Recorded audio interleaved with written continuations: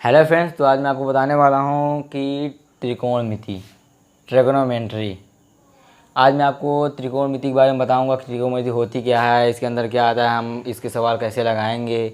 आज मैं इसके बारे में थोड़ी सी चर्चा करने वाला हूँ। तो त्रिकोणमिति हम देख लेते हैं। त्रिकोणमिति पहले देखिए, त्रिकोणमिति जो है दो शब्दों से मिलकर बना हुआ है।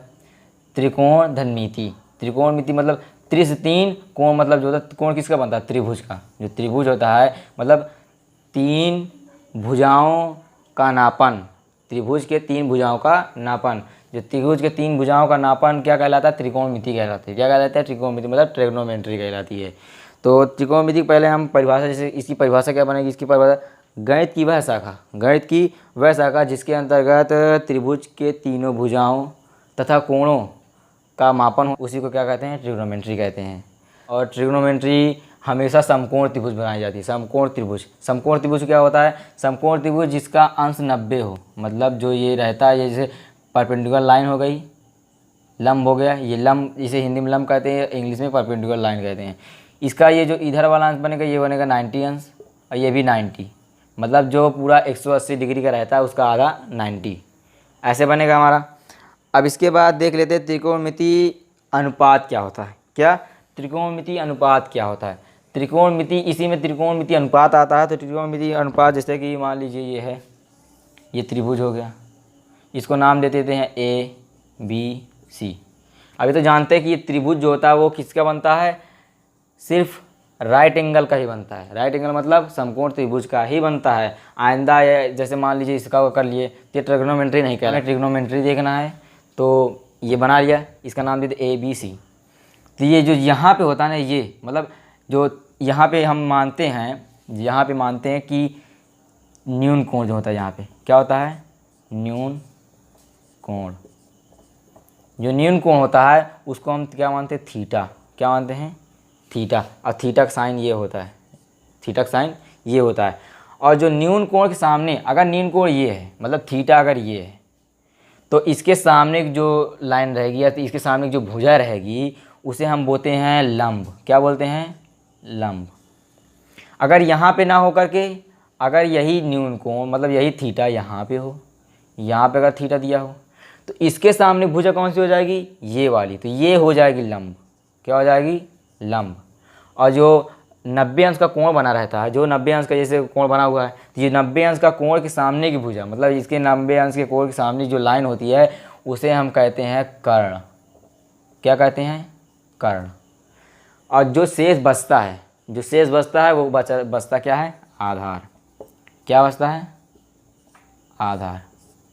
इतना समझ में आ गया। अब ये तो हो गया लंब, ये कर्ण, ये आधार, इतना समझ में आ गया। अब इसके बाद देख लेते हैं हम कि त्रिकोणमिति अनुपात, त्रिकोणमिति अनुपात होता क्या है। तो त्रिकोणमिति अनुपात किसे कहते हैं, त्रिकोणमिति अनुपात किसी समकोण त्रिभुज की, किसी समकोण मतलब किसी समकोण त्रिभुज की दो भुजाओं का अनुपात क्या कहलाता है, त्रिकोणमिति अनुपात। दो भुजाओं मतलब एक ये हो गया, मान लीजिए एक ये हो गया, फिर ये हो गया, ये हो गया, किसी मान लीजिए किसी का भी अनुपात, मतलब अनुपात मतलब बटे में, भिन्न में, फ्रैक्शन में, उसे क्या कहेंगे, त्रिकोणमिति अनुपात कहेंगे। त्रिकोणमिति अनुपात हम बना लेते हैं। त्रिकोणमिति अनुपात अगर हम बनाएंगे तो क्या बनेगा, जैसे मान लीजिए एक बनाएंगे तो क्या बनेगा, एक ए बी अपान ए सी बन जाएगा, मतलब ये वाले बटे ये वाला, ये वाले बटे क्या वाला, मतलब ए बी अपान ए सी, ये बनेगा। अब इसके बाद देख लेते हैं, तो इसके बाद बनेगा ए सी अपान ए बी। देखिए ये वाली और ये वाली मतलब ए सी अपान ए बी, इसका उल्टा। इसके अलावा देख लेंगे तो बनेगा ए सी अपान बी, ए सी अपान बी सी, ए सी अपान बी सी कैसे, ए सी अपान बी सी, ये भी तो बनेगा ए सी अपान बी सी।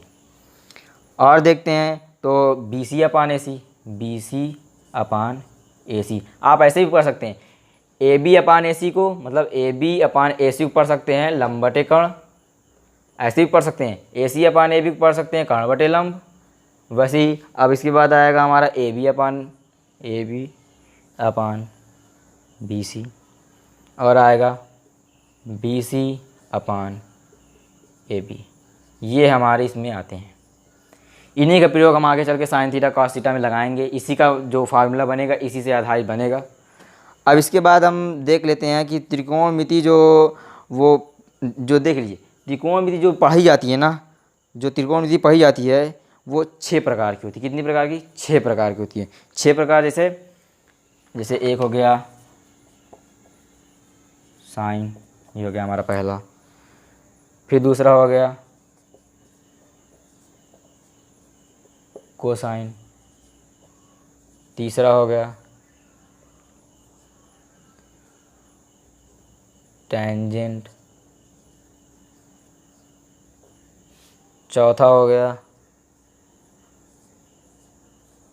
कॉटजेंट। पांचवा हो गया सेकेंड। और छठवा हो गया कोसेकेंट। ये हमारी 6 प्रकार की हैं। ये जो 6 प्रकार की हैं इसी को हो आगे आप चल के बोलते हैं, जैसे साइन है, कोसाइन है, टेंजेंट है, कोट है, कॉटजेंट है, सेकेंड है और कॉसेकेंट है। तो इसको क्या बोलेंगे? जैसे साइन को अगर देखेंगे तो साइन को, इसको हम साइन बोलते हैं शॉर्ट फॉर्म में जो आप पढ़ते हैं, लेकिन इसका शुद्ध रूप यही होता है। इसका शुद्ध रूप यही होता है। और कॉस का देख लेंगे तो कॉस का हो जाता है, कोसाइन का होता है तो कॉस हो जाता है, टेंजेंट का टैन हो जाता है, वैसे ही कॉटजेंट का कॉट हो जाता है, सेकेंड का सेक हो जाता है और कॉसेक का कॉस हो जाता है। फिर इसके बाद आता है कि हमारा, जैसे ये तो आप जानते होंगे कि ये लंब है, ये कर्ण है, ये आधार है, ये तो आप जानते ही हैं। अब लंब कर्ण आधार जानते ही हैं। अब इसके आधार पर हम फार्मूला जो देख लेते हैं। अब हम देख लेते हैं कि इसके आधार पर जो हमने बताया था, जो 6 बताए थे, उसके आधार पर हम फार्मूला क्या क्या बनाएंगे। फार्मूला बनाएंगे, मान लीजिए पहले हम बना लेते हैं। ये एक त्रिभुज है, त्रिभुज इसको ए भी दे दिया, इसको बी दे दिया, इसको थी दे दिया। ये हो गया हमारा थीटा, ये हो गया हमारा कर्ण, ये हो गया हमारा लंब, नहीं सॉरी, ये हमारा लंब नहीं बनेगा, काट दे भाई। तो देखिए हम इसके आधार पर आप सूत्र लगाएंगे। ये तो आप जानते हैं कि ये समकोण त्रिभुज हमने बना लिया। ये हो गया हमारा 90 अंश का, कितने अंश का? ये हो गया हमारा 90 अंश का। ये हो गया लंब, क्योंकि इसे हमने थीटा माना था। अगर इसे हमने थीटा माना तो ये लंब हो जाता, ये आधार हो गया हमारा, ये कर्ण हो गया। इसको हमने नाम दे दिया। अब इसके आधार पर हम बनाएंगे कैसे फार्मूला, उन्हीं 6 को लेते हैं। जैसे पहला ले लेते हैं साइन, फिर दूसरा ले लेते हैं कॉस, तीसरा टैन, चौथा कॉट, पांचवा सेक और छठवा कॉसेक। हमने ये ले लिया। इसके आधार पर हमारा बनेगा क्या फार्मूला? साइन का फार्मूला आपको लर्न करना पड़ेगा। साइन का फार्मूला होता है लंब बटे कर्ण। क्या होता है? लंब बटे कर्ण, ये होता है। अब इसको हम अगर यहाँ पे देखा जाए तो लंब बटे कर्ण का क्या हो जाएगा? लंब ये है तो मतलब ए बी, कर्ण ये है मतलब बटे ए सी। ये हो गया हमारा साइन का फार्मूला। अब कॉस का देखते हैं। कॉस का क्या होता है? आधार बटे कर्ण। क्या होता है? आधार बटे कर्ण। तो आधार बटे कर्ण को अगर देखेंगे, आधार क्या है? B C. ये बी सी देख लिया हमने, आधार हमारा बी सी है। फिर कर्ण क्या है? कर्ण हमारा ए सी है। क्या है? बटे ए सी। कॉस का फार्मूला हो गया आधार बटे कर्ण। टैन का होगा, टैन का हो जाता है लंब बटे आधार। क्या होता है? लंब बटे आधार। अगर लंब बटे आधार को देखेंगे क्या हो जाएगा? अब लंब बटे आधार का होता है ए बी अपान बी सी। क्या हो जाएगा? A B upon B C. तो देखिए अब ये इतना तो बन गया हमारा कि साइन बन गया, लंब बटे कर्ण, कॉस बन गया, आधार बटे कर्ण, टैन बन गया, लंब बटे आधार। ये होता है। तो आप इसको उल्टा करके जब लिखेंगे कॉट, तो कॉट किसका उल्टा होता है? टैन का। टैन क्या है? लंब बटे आधार। तो ये क्या हो जाएगा? आधार बटे लंब।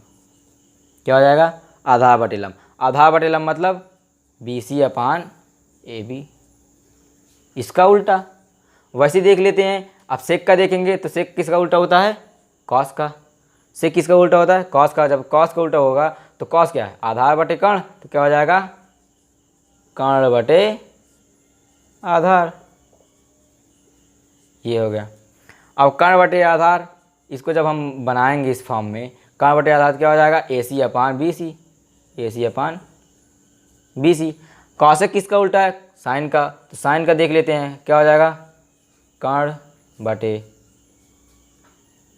लंब, कर्ण बटे लंब मतलब ए सी अपान A B, A C upon A B. इतना तो आपको समझ में आ गया होगा। tan बराबर होता है, tan देखो tan का जो वो होता है उसका बटे में जाएगा तो क्या हो जाएगा, साइन अपॉन कॉस होगा। क्या होगा, साइन अपॉन कॉस, क्या होगा, साइन अपॉन कॉस। जिसे आप लगाना चाहें तो समभी में थीटा लगा सकते हैं। थीटा का मान हमेशा बदलता रहता है, हमेशा जैसे थीटा की जगह मान लीजिए हमने 5 मान लिया तो थीटा की जगह 5 भी हो जाएगा, वैसे हम अभी बताएंगे। इसके बाद tan के बाद क्या आता है, कॉट, कॉट बराबर होता है कॉस अपान साइन, क्या होता है, कॉस अपान साइन। फिर इसके बाद में आता है जैसे उल्टा बताया था ना कि साइन, अब इसका साइन का भी फार्मूला, तो हमने क्या बताया था कि अब साइन का फार्मूला देखेंगे, किसका फार्मूला, साइन का फार्मूला। साइन का फार्मूला देखेंगे तो साइन उल्टा किसका होता है, कॉसेक का, जाहिर सी बात है। साइन उल्टा किसका होता है, 1 अपान कॉसेक हो जाएगा, क्या हो जाएगा, 1 अपान कॉसेक, क्योंकि साइन कॉसेक का उल्टा होता है, कॉसेक का उल्टा होता है कॉसेक बराबर, तो कॉसेक का बराबर 1 अपान साइन हो जाएगा। मतलब कॉसेक का उल्टा साइन और साइन का उल्टा कॉसेक।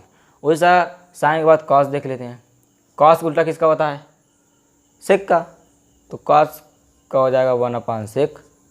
इसी तरह सेक बराबर क्या हो जाएगा, 1 अपान कॉस। फिर आगे बढ़ेंगे तो कॉस के बाद क्या होता है, टैन, टैन किसका उल्टा होता है, कॉट का, तो क्या होगा 1 अपान कॉट। और अगर टैन का जैसे कॉट का देखेंगे तो कॉट का क्या होता है, 1 अपान टैन।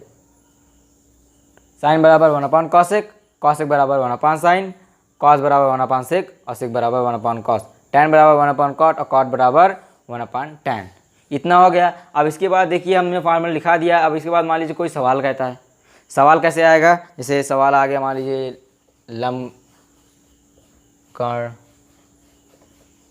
और ये आधार, इसकी जगह दे दिया मान लीजिए, इसके बाद 4 दे दिया, 5 दे दिया और 6 दे दिया।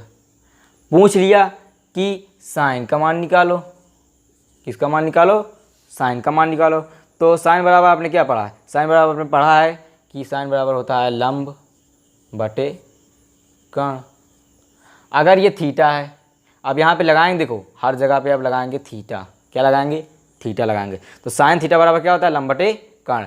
अब ये थीटा हमने इसे माना है तो इसका हो गया लंब और ये हो गया कर्ण, ये लंब ये कर्ण, तो क्या हो जाएगा 4/5, ये हो गया। अगर मान लो इसकी जगह पूछ लिया कि कॉस का बता दो, तो कॉस बराबर आपने पढ़ा है, कॉस बराबर क्या होता है, आधार बटे कर्ण, क्या होता है, आधार बटे कर्ण।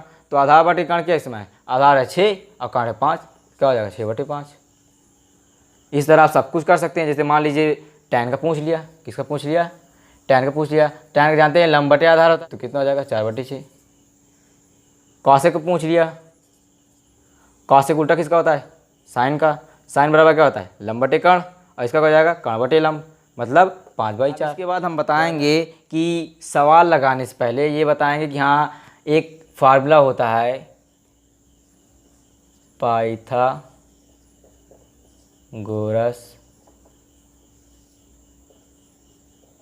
प्रमेय। क्या होता है, पाइथागोरस प्रमेय। पाइथागोरस प्रमेय जो है, पाइथागोरस प्रमेय आपने पढ़ा होगा कहीं पे, AC² बराबर AB² धन BC², ये पढ़ा होगा। मतलब कर्ण का स्क्वायर बराबर शेष 2 बचे भुजाओं का योग के बराबर, उसके वर्गों के योग के बराबर। पाइथागोरस प्रमेय, पाइथागोरस प्रमेय किससे लिखा गया है, पाइथागोरस नामक व्यक्ति ने इसको बनाया है, जिसे कहते हैं पाइथागोरस प्रमेय कहते हैं। तो ये जो फार्मूला है, इस फार्मूला के अकॉर्डिंग हम क्या लगाएंगे, सवाल लगाएंगे। क्या लगाएंगे, हमारा फर्स्ट क्वेश्चन है, कौन सा है, पहला क्वेश्चन है। अब इसको हम हल करेंगे, क्या करेंगे, हल करेंगे।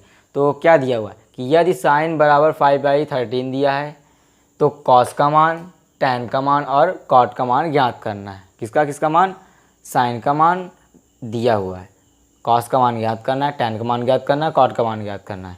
तो पहले हम क्या करेंगे, एक त्रिभुज बना लेंगे। हर सब में हमें त्रिभुज जरूर बनाना है, क्योंकि त्रिभुज के बिना हमारा काम चलेगा ही नहीं। वो भी कौन सा त्रिभुज? समकोण त्रिभुज, जो ये 90 डिग्री का हो।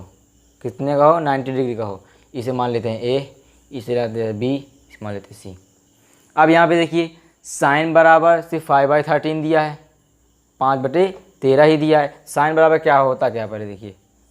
साइन बराबर साइन थीटा बराबर लंब बटे कर्ण। क्या होता है? लंब बटे कर्ण। अब इसको हम शॉर्ट फॉर्म लिख देते हैं, इसे बोलते हैं कर्ण को के, लंब को एल, और जो आधार को ए। ये मान लिया। अब यहाँ पे लंब बटे कर्ण दिया गया है, और यहाँ पे लंब बटे कर्ण कितना है? 5/13 इतना है। अब लंब दिया है 5, कर्ण दिया है 13। लंब मतलब ये कितना दिया है? ये हमारा दिया है 5। कितना दिया है? 5। कर्ण कितना दिया है? 13। कर्ण मतलब ये 90 अंश के सामने वाली भुजा। कितना दिया है? 13। कितना दिया है? 13। अब देखिए यहाँ पे फंस रहा है, ये वाला दिया है, ये वाला दिया है, मतलब ये वाली भुजा दी गई है और ये वाली भुजा दी गई है। ये वाली भुजा तो हमें दी ही नहीं गई। ये वाली भुजा हमें क्या करनी है? ज्ञात करनी है। तो ये वाली भुजा हमें ज्ञात करने के लिए हम लगाएंगे पाइथागोरस प्रमेय। क्या लगाएंगे? पाइथागोरस प्रमेय। तो पाइथागोरस प्रमेय हमने क्या बताया था कि कर्ण का स्क्वायर बराबर, कर्ण का स्क्वायर मतलब ये 90 अंश के सामने वाली, कर्ण का स्क्वायर बराबर शेष दो भुजाओं के स्क्वायर के बराबर होता है। स्क्वायर के बराबर मतलब AB स्क्वायर धन BC स्क्वायर, मतलब लंब और आधार के स्क्वायर के बराबर होता है। इतना हो गया। अब AC स्क्वायर बराबर कितना दिया है? देखिए AC बराबर दिया है 13। कितना दिया है? 13। तो क्या हो जाएगा? 13 का स्क्वायर। क्या हो जाएगा? 13 का स्क्वायर बराबर AB कितना दिया हुआ है? कितना? AB कितना दिया हुआ है? 5। तो क्या हो जाएगा? 5 का स्क्वायर धन BC कितना दिया हुआ? देखिए BC हमें दिया हुआ नहीं दिया ना, तो हम BC को क्या मान लेते हैं? BC स्क्वायर हम लिखा रहे थे, कोई छेड़छाड़ करेंगे नहीं। अब 13 का स्क्वायर कितना होता है? 169।